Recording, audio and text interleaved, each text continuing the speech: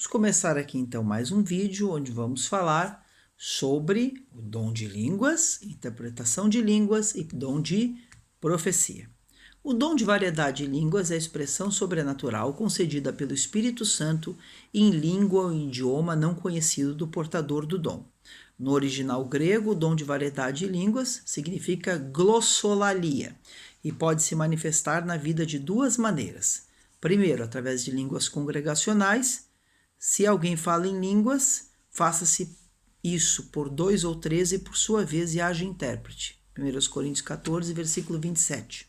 E línguas devocionais, mas se não houver intérprete, esteja calado na igreja e fale consigo mesmo e com Deus. Irmãos, o dom de línguas é um dom muito utilizado nos dias atuais, alvo de muitos debates.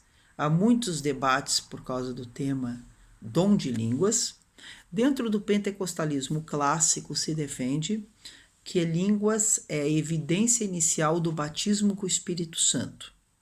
Alguns defendem também línguas como sinal e línguas como dom. Quando eu falo esse alguns, é os teólogos, pastores e historiadores do pentecostalismo clássico, ou seja, línguas como sinal.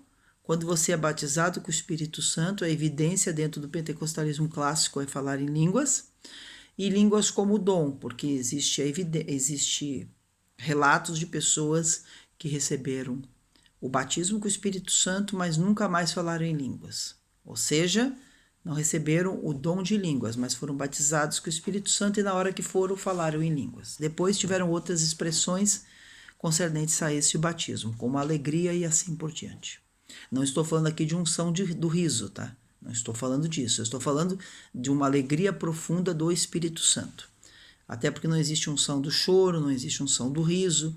Isso são manifestações pessoais de cada um de nós. Uns na presença de Deus choram, outros podem rir, outros podem sentir uma alegria profunda no aspecto humano. Não estou falando da alegria profunda do Espírito. Isso é algo sobrenatural. Falei de expressões humanas, tá? Como a manifestação é do Espírito, a reação é minha. Voltando ao que eu estava falando, o dom de línguas, então, nós sabemos que na Bíblia ele é ensinado na primeira epístola de Paulo aos Coríntios, capítulo 14, capítulo 13, capítulo 12. No entanto, em Atos dos Apóstolos, nós temos as línguas faladas em Pentecostes, tá? No dia de Pentecostes não houve uma manifestação de línguas sobrenaturais. Lá foram línguas humanas, porque cada um ouviu falar no seu próprio idioma. Ali nós temos o fenômeno da xenolalia e não da glossolalia. Glossolalia, línguas sobrenaturais, que é o que estávamos falando anteriormente. Xenolalia, línguas humanas. Isso foi fenômeno do dia de Pentecostes. Já em Corinto, o termo é glossolalia. Glossolalia não são línguas humanas, tá? Sim, xenolalia. Mas eu estou falando aqui do dom de línguas, tá? Então, o dom de línguas, nós observamos evidências dele à luz do texto bíblico, analisando minuciosamente à luz de 1 Coríntios capítulo 14, o dom de línguas é derramado pela graça de Deus, 1 Coríntios capítulo 12, versículo 31, tendo como principal finalidade a glorificação de Deus, primeira epístola de Paulo aos Coríntios, capítulo 14, versículo 5, a edificação própria, primeira epístola de Paulo aos Coríntios, capítulo 12, versículo 4, parte A, diferentemente do dom de profecia, que edifica a igreja. Por exemplo, alguém utilizado por Deus em línguas, fala alto, outro interpreta, se torna possivelmente uma profecia.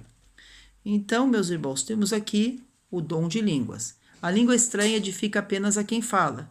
Quando oramos em línguas ou falamos conosco, não existe a necessidade de interpretação, pois o texto é bem claro, falando consigo mesmo e com Deus. 1 Coríntios 14, versículo 28. Deve ser efetuado sempre, claro, com muito equilíbrio, certo? Porque nós vimos que em Corinto houveram alguns exageros por causa do dom de línguas, ok? Então deve ser devemos sempre ter o cuidado com os exageros. Por exemplo, alguém está pregando, você não precisa dar uma rajada de língua estranha alto para, por exemplo, na hora da pregação, quem sabe não é o momento. Talvez você não foi nem dirigido por Deus para isso, é uma questão sua. Porque o volume da voz quem controla somos nós, mas a manifestação e o gozo, logicamente, a gente sente da parte do Espírito, mas o volume da voz quem controla somos nós. Ok, meus irmãos? Aqui o Eurico Bergsten, que fora um dos principais missionários do pentecostalismo clássico, ele tem uma frase muito interessante. Também não é sinal de grande espiritualidade gritar em línguas estranhas durante um culto. A Bíblia diz, falando consigo mesmo e com Deus. Logicamente que no momento de adoração, na hora do louvor, os irmãos celebram mais alto, ali estão todos louvando, estão no momento de entusiasmo, de alegria no Espírito Santo. Mas na hora da pregação é o momento de ouvir a palavra. É porque tem pessoas que, enquanto a palavra está sendo pregadas, elas querem, por exemplo, profetizar para outras na hora do culto. Na hora da pregação, sendo que a maior profecia está lá sendo pregada no púlpito. Certo, meus irmãos? Quando eu falo púlpito, é instrumento de madeira onde vai uma Bíblia em cima, ou os púlpitos mais modernos de acrílico que existem hoje, tá? Temos outro dom, que é o dom de interpretação de línguas, embora que eu já falei pouco sobre ele aqui no primeiro, né? O dom de interpretação de línguas visa a compreensão de uma mensagem transmitida em línguas estranhas ou em outro idioma para que haja a edificação da igreja. A palavra traduzida por interpretação não quer dizer literalmente tradução. Então podemos asseverar que o dom de interpretação não traduz palavra por palavra, mas sim os propósitos de Deus. De acordo com o ensino bíblico, deve haver a manifestação desse dom quando uma pessoa fala ou quando uma mensagem profética é comunicada em formas de mistérios espirituais, ou seja, línguas estranhas. Segundo o apóstolo Paulo, quem fala em línguas deve orar para que possa interpretá-las. Então, meus irmãos, temos o dom de interpretação de línguas. Paulo deixa claro que as línguas devem ser praticadas de uma forma devocional, ou seja, pessoal, e não proibiu falar em línguas. Primeira epístola de Paulo aos Coríntios, capítulo 14, versículo 39. Mas no exercício do culto público deve haver sempre ordem. Contudo, prefiro falar na igreja 5 palavras com meu entendimento para instruir outros a falar 10.000 palavras em outra língua. Então, em Corinto, a gente sabe que havia alguns excessos, sem sombra de dúvidas, tá? Esse é o contexto da igreja de Corinto. Há também alguns excessos em igrejas ultrapentecostais, que às vezes acontece o caso de ter 20 profecias no culto e 5 minutos de pregação. Estou dando só um exemplo.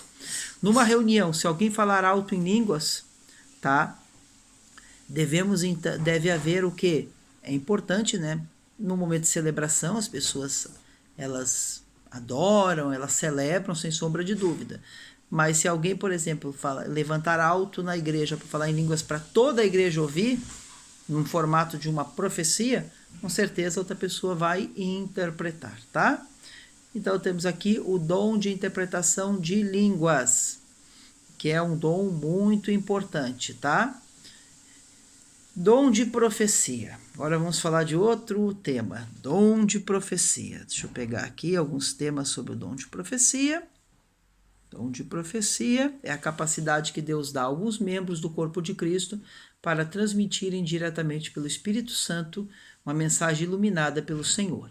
A palavra hebraica para designar profeta é nabi, derivada da raiz verbal naba, que significa anunciador, nabá, desculpa. Declarador e, por extensão, aquele que anuncia as mensagens de Deus. Aqui, para pensarmos, rapidinho, deixa eu só analisar aqui, está escrito no meu livro, né, sobre esse dom, né? Essa iluminação é gerada pelo Espírito Santo na mente daquele que está sendo usado por Deus, ocorrendo a profecia quando a iluminação é relatada, né, por meio de palavras humanas. É uma mensagem iluminada pelo Espírito, mas com palavras humanas. Por isso, ninguém precisa de concluir uma profecia com a expressão assim diz o Senhor.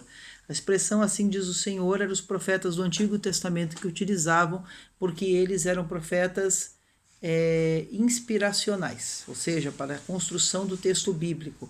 Eram profetas que estavam sendo inspirados por Deus para construir o texto bíblico, diferentemente dos profetas do Novo Testamento, que são pessoas utilizadas com o dom de profecia, ou seja, uma iluminação momentânea.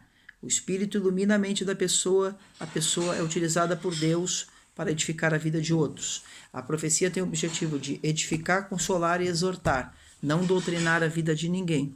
O dom de profecia não tem autoridade divina para doutrinar a vida de ninguém, nem pode ser considerado revelação. Todavia, deve ser encarado como uma iluminação momentânea da parte do Espírito Santo para transmitir mensagens ocultas da parte de Deus, com o intuito de edificar, exortar e consolar, mas nunca dirigir ou doutrinar a vida da igreja. Para isso temos os pastores, os mestres, os evangelistas, os pregadores, os obreiros e principalmente a palavra de Deus. Existe a profecia e existe a poça fria. Por falta de ensino em muitas igrejas, este dom é mais valorizado do que a palavra. Em tais lugares, a palavra do profeta é lei, e para estes um culto só pode ser espiritual se tiver muitas profecias. Para alguns ultrapentecostais, o culto só é bom quando tem 20 profecias. Agora chegou a hora principal do culto, isto é, tem que cuidar, meus irmãos. A hora principal do culto é a hora da pregação maior, que é a palavra de Deus, que é a principal profecia.